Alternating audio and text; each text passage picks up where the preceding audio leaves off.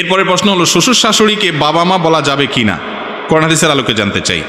শ্বশুর শাশুড়িকে বাবা মা বলা যাবে, কোনো অসুবিধা নেই, কারণ এটা আসল অর্থে বাবা মা বলা হয় না। আসল অর্থে বাবা মা বলা হয় না কেমনে বুঝলেন? আপনার কাছে একটা কাগজ দেওয়া হয়েছে, ফর্ম দেওয়া হয়েছে, তোমার নাম লেখো, আপনি লিখছেন, বাবার নাম লেখো, সেখানে কি কেউ শ্বশুরের নাম লেখে? কথা বলেন। মায়ের নামের ঘরে কেউ শাশুড়ির নাম লেখে? লেখে না। তাহলে বোঝা গেল সে তার অরিজিনাল বাবা মা ওনাদেরকে বলতেছেন না, যেটা বলতেছে এটা সম্মান সূচক, মানে আমার বাবার মতো, আমার মায়ের মতো।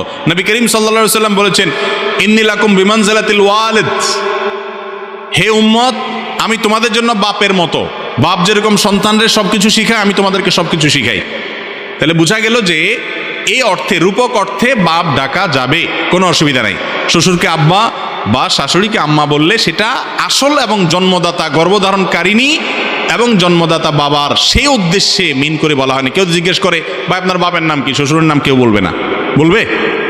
যদি কেউ শ্বশুরের নাম বলে তাহলে তো সেই ব্যাকল, ঠিকই তার জন্য গুনাহ হবে শ্বশুরের বাপ ডাকা। আর যদি এটা রূপক অর্থে শুধু সম্মানসূচক বলে, কোনো অসুবিধা নাই। আল্লাহ বলেছেন, উদউহুম লিআবাইহিম ওয়া আকসাতু ইনদাল্লাহ, তোমরা তোমাদের বাপের সাথে পরিচিত হবা, ওইটাই আল্লাহর কাছে অধিক ন্যায়সঙ্গত।